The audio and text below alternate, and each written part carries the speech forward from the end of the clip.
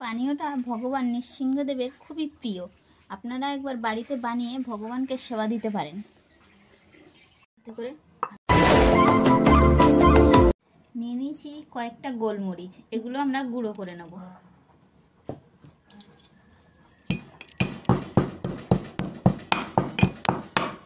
গোলমরিচটা আমাদের গুঁড়ো হয়ে গিয়েছে, এটা আমরা ঢেলে নিচ্ছি।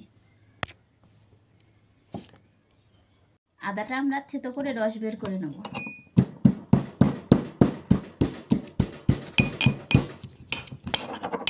বাটিতে আমরা নিয়ে নিয়েছি জল, এবার এর মধ্যে দিয়ে দিচ্ছি কিছুটা পরিমাণে গুড়। গুড়টা এবার গুলে নেব। গুড়টা আমরা ভালো করে গুলে নিয়েছি, এবার এর মধ্যে দিয়ে দিচ্ছি থেতো করে রাখা আদা, আর দিয়ে দিচ্ছি গুঁড়ো করে রাখা গোলমরিচ,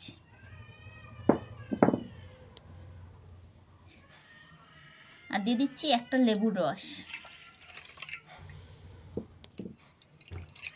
দিয়ে এটা আমরা ভালো করে গুলে নেব।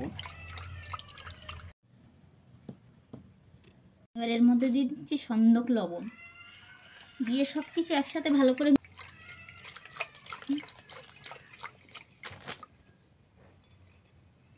পানীয়টা আমাদের তৈরি হয়ে গিয়েছে।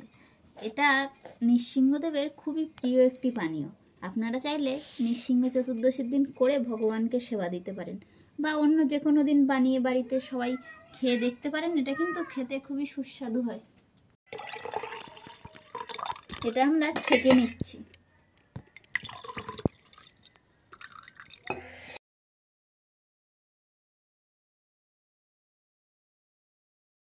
পানীয়টা ভগবান নৃসিংহদেবের খুবই প্রিয়। আপনারা একবার বাড়িতে বানিয়ে ভগবানকে সেবা দিতে পারেন।